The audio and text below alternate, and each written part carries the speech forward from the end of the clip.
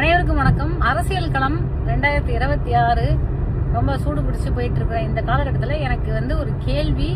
இந்த கேள்விக்கு யாராவது பதில் தெரிஞ்சா தயவு செஞ்சு சொல்லுங்க. ஏன்னா நான் அதை பத்தி ரொம்ப யோசிச்சு பார்த்துட்டேன். ஆனா இந்த கேள்விக்கு எனக்கு பதிலே தெரிய மாட்டேங்குது. சூப்பர் ஸ்டார் ரஜினிகாந்த் அவர்கள், உலகநாயகன் கமலஹாசன் அவர்கள், மக்கள் நீதி மையத்தோட ஃபவுண்டர் சிஎம் ஸ்டாலின் அவர்கள், எக்ஸ் சிஎம் இபிஎஸ் அவர்கள், இன்னொரு எக்ஸ் சிஎம் ஓபிஎஸ் அவர்கள், நாத்தகவுடைய நிறுவனர் தலைவர் அண்ணன் சீமான் அவர்கள், விசிகே உடைய தலைவர் திருமாவளவன் அவர்கள், அண்ணாமலை அவர்கள் பாஜகவுடைய முன்னாள் மாநில தலைவர், அப்புறம் இந்நாள் தலைவர் நயினார் நாகேந்திரன் அவர்கள், முன்னாள் கவர்னர் அம்மா தமிழிசை அவர்கள், கனிமொழி அவர்கள், உதயநிதி ஸ்டாலின் அவர்கள் அப்படின்னு எல்லாரும் நீங்க எடுத்துக்கோங்களேன். இன்னைக்கு அரசியல் களத்தில் இருக்கக்கூடிய எல்லாரும் போறாங்க வராங்க, அங்க போறாங்க இங்க வராங்க, ஏர்போர்ட் போறாங்க, ஏதோ மாநாட்டுக்கு போறாங்க, மீட்டிங் போறாங்க, நடைப்பயணம் போறாங்க.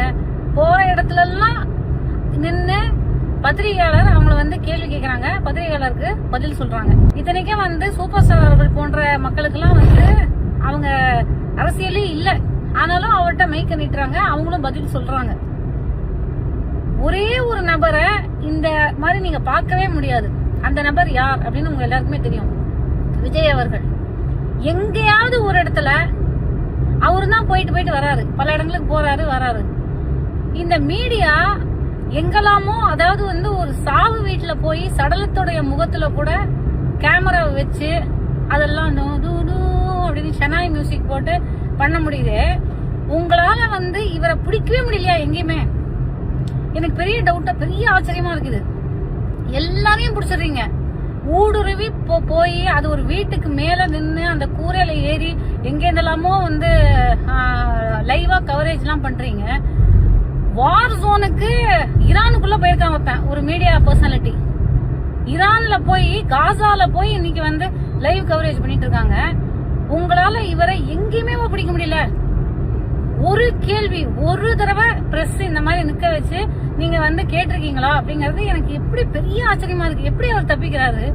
அவர் கூட இருக்கிறவங்க என்னதான் பெரிய டீம்ங்க, அது சீரியஸா சொல்றேன். இது எப்படி இது சாத்தியம்னே தெரியாது. இதே மாதிரி ஒரு நபர் கடந்த 11 வருஷமா அவரை நீங்க எங்கேயுமே இதே மாதிரி மைக்க நீட்டி ஒரு பொது வெளியில மீடியா அவரை கேள்வி கேட்டதே இல்ல. அவர் யாருன்னு உங்களுக்கு எல்லாருக்கும் தெரியும். இது எப்படி சாத்தியம்? ஒரு சில பேர் எப்படி தப்பிக்கிறாங்க?